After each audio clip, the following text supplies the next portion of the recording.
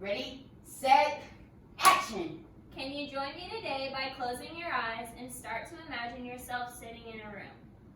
In that room, there are books on the floor, assignments stacked high, dishes and dirty laundry piled up all around the room. Now think about how that person is feeling. I imagine that person is feeling trapped, stressed, anxious, and helpless. Their life and brain is in chaos, and even if they wanted to change this way of life, they have no idea where to start. They feel as if they're destined to stay in chaos. Life is just meant to be this way. You can now open your eyes. The truth is that this is not how we're supposed to spend our lives, and it is extremely harmful to stay in this state of life. According to Libby Sander, disorganization in our lives affects many aspects, including our working memory, our immune system, higher rates of anxiety and depression disorders, and can even lead to sleep issues. But you aren't destined for these things. There is always time to make a change and enjoy your life again. Everyone can be productive and organized in their everyday lives by knowing their goals, writing things down, creating a routine, and not being a perfectionist. The first step in changing your life around is to have an idea of your goals and to write them down. Change happens in small steps that are tough and time-consuming. It is important to keep your goals realistic and attainable. To complete this step, you're going to take out a piece of paper and complete 2 lists. What you want to achieve in the short term, so anything that can be completed from the day that you set it or a few weeks. Some examples are to journal every day, stick to a self-care routine, to eat healthier meal plan, walk or exercise for at least 30 minutes a day, read more, try at least one new thing a week, and to be more open-minded. The second list will be your long-term goals. These can include to save up $5,000, master a new skill, or get all A's or a pay raise, become a better spouse, friend, or parent, learn a new language, and start volunteering regularly. But you need to make these goals for yourself to be as specific as possible so you can actually start to work on them. Now that you have an idea of what you want to achieve, let's get organized. Organization is key to being productive and starting new habits. There was a study conducted by the University of Arizona that found that people who work in a clean and organized environment are up to 15% more productive than those who don't. Let's take a look at 2 pictures. The picture to the left looks similar to the picture we created in our minds earlier in this speech. The person is stressed and their life is in chaos. Now let's look at the picture to the right. Their area is organized and well put together. The person appears to not be stressed and much happier. With a raise of hands, who would find more peace and productivity in the picture to the left? Or to the right? The second step for everyday life to be more productive is to clean up your environment. You're going to start by cleaning up your bedroom, bathroom, and living spaces. Then make time to go through that closet space that's stuffed full or another throwaway area around your home.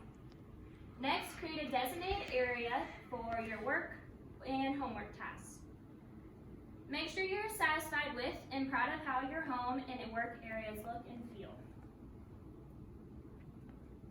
Once your home is a place you are proud of and it brings you happiness and comfort, let's move on to the hardest but most crucial part of this process, creating and sticking to a routine. Routines are important. They create organization within all of our tasks so they don't seem so stressful. The third step for everyday life to be more productive is to create an everyday schedule or even a Monday through Friday schedule. To do this, you're going to bring that short-term goal list out from step 1. You're going to incorporate these goals. You're going to incorporate all these things on your short-term goal list that you feel need to be a part of your everyday life.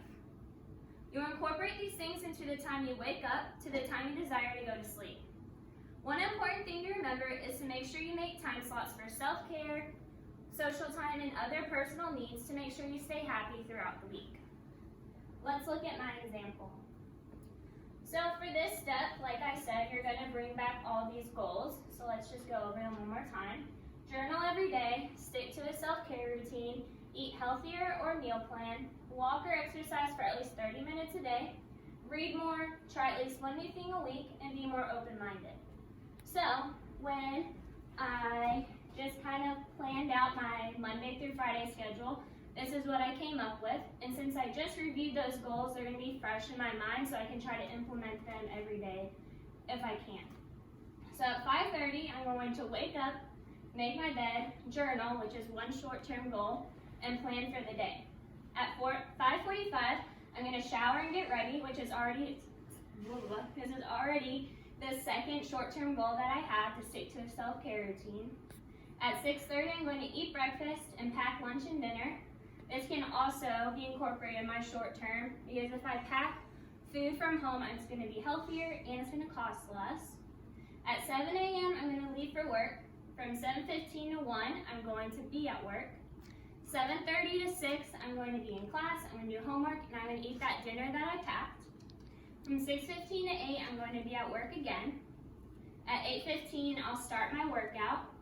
And then 9:30 to 10:45, I'm going to study if I have anything I need to finish up, or I'm going to meet up with friends because I need to make time for my own personal enjoyment other than all my to-dos. At 11, I'm going to get ready for bed. 11:10, I'm going to plan on reading for 10 minutes just so I can incorporate another goal into my day. And by 11:20, I want to be ready to hit the hay. This all may seem stressful about how many things you need to do to even start a new lifestyle, but there's plenty of tools that we can use to help stay organized within trying to make all these new routines. This is one of my personal favorites. I have one very similar. Basically what it is, if you can't see, it's kind of small, is there's Monday through Sunday Honest Planner, and it goes from 6 a.m. till about 7 p.m. So you can write down everything you have to do for the day, hour by hour.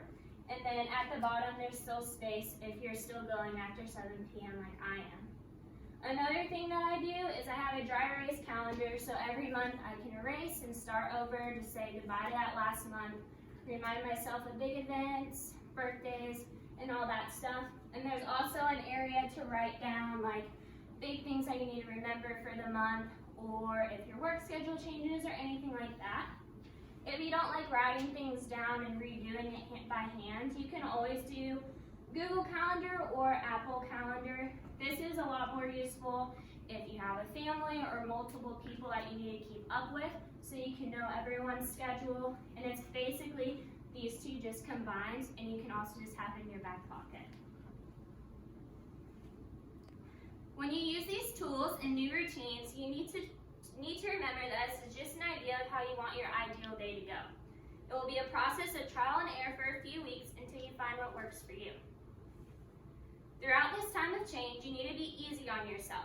Creating new habits takes time and determination. According to an article Scott Frothingham published, it takes on average of 66 days for a habit to be automatic. This is a lot of time to be making a pushing effort to change your lifestyle, but you can do it. Throughout the journey, remind yourself that you are doing this to make your life more fulfilling and enjoyable. If the routine you created isn't making you happy, make changes, and continue to make changes until it feels right and works well for yourself. Productivity shouldn't feel like a job. It should make you feel good about your days and create more free time and brain space for you to do more things that you love.